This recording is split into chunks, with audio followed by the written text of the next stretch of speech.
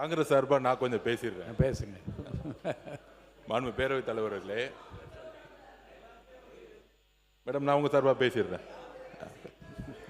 Madam பேரவைத் தலைவர் அவர்களே, உங்களுடைய மூத்த உறுப்பினர் சொன்னாரு, நீங்க மேலூர்ல நின்னீங்க, நாங்க தான் காரணம் அப்படின்னு.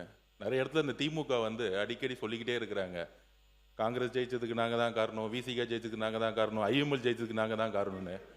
நாங்க பதிவு பண்ணிடுறேன், இல்ல இது ஒரு ஜனநாயக விவாதம், பதிவு பண்ணிடுறேன். கிட்டத்தட்ட 22-23 கட்சி கூட்டணி திராவிட முன்னேற்ற கழகம் கடந்த 10 வருஷமா 3 முறை மிகப்பெரிய வெற்றி, ஒத்துக்கிறோம். நீங்க தான் ஆளுங்கட்சி, ஒத்துக்கிறோம்.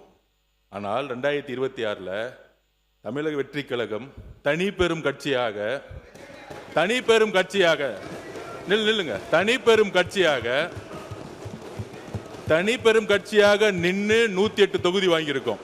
தனி பெரும் கட்சி, வெறும் இளைஞர்கள் மட்டும்.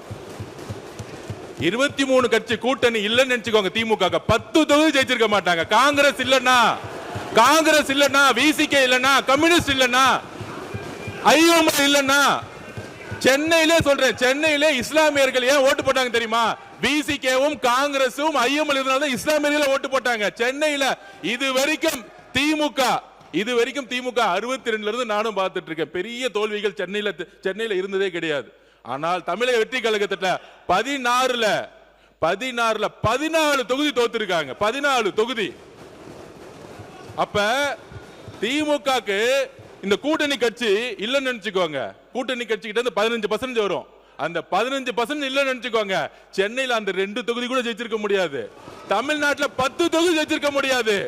நீங்க இன்னைக்கு எதிர்க்கட்சியா உட்கார்ந்தது காரணம் காங்கிரஸ், நீங்க எதிர்க்கட்சியா உட்கார்ந்தது காரணம் கம்யூனிஸ்ட், நீங்க எதிர்க்கட்சியா உட்கார்ந்தது காரணம் ஐஎம்எல், நீங்க எதிர்க்கட்சியா உட்கார்ந்தது காரணம் விசிகே, நீங்க எதிர்க்கட்சியா உட்கார்ந்தது காரணம் கூட்டணி.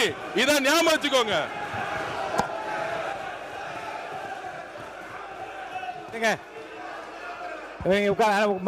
உட்காருங்க போதும். ஒரே ஒரு நிமிஷம். எங்களை மாதிரி திமுக தனியா நின்று ஒரு தேர்தல்ல 50 தொற்று சொல்லுங்க பாப்போம், 50 தொற்று சொல்லுங்க பாப்போம். ஒரே ஒரு தேர்தல் திமுக தனியா நின்று 50 தொற்று சொல்லுங்க. அப்பதான் இந்த கூட்டணி கட்சியோடைய அருமை திமுகவுக்கு தெரியும். உட்காருங்க. மாண்பு உறுப்பினர் பாருங்க, விவாதம் திசை திருப்பி கொண்டிருக்கிறது. உறுப்பினர் கோவை செடியன் மட்டும் பதில் சொல்லலாம். உறுப்பினர் கோவை செடியன் மட்டும் அனுமதி, அவர் மட்டும் பதில் சொல்லலாம். மற்ற உட்காருங்க. இனி இந்த விவாதத்துக்கு புள்ளி வைக்க விரும்புகிறேன். கோவை செடியன் பதில் சொன்ன அடுத்த கட்டத்துக்கு போக வேண்டும். உட்காருங்க, அவர் மட்டும் தான் பேசணும். மாண்புமிகு பேரவைத் தலைவர் அவர்களே, நீங்கள் எல்லாம் வெற்றி பெற்றதற்கு எதிர்க்கட்சியில் இருப்பதற்கு நாங்கள் தான் காரணம் என்கிறார். நான் ஒன்றை சொல்ல விரும்புகிறேன். ராஜீவ்காந்தி படுகொலை பாரத பிரதமராக ஆனதற்கு பிறகு ஒற்றை இடத்தில் தான் துறைமுகத்தில் வெற்றி பெற்றார். ராஜீவ்காந்தி தான் சொல்ல, ராஜீவ்காந்தி படுகொலையான பொழுது ஒற்றை இடத்தில் தான் ஜெயித்தார், துறைமுகத்தில். வேடிக்கையோடு சொல்லுவார், கடலாடி வருவாய் என காத்திருந்தேன் வரவில்லையே தம்பி என்று சொல். அது ஆக அதையும் ராஜினாமா செய்தார்.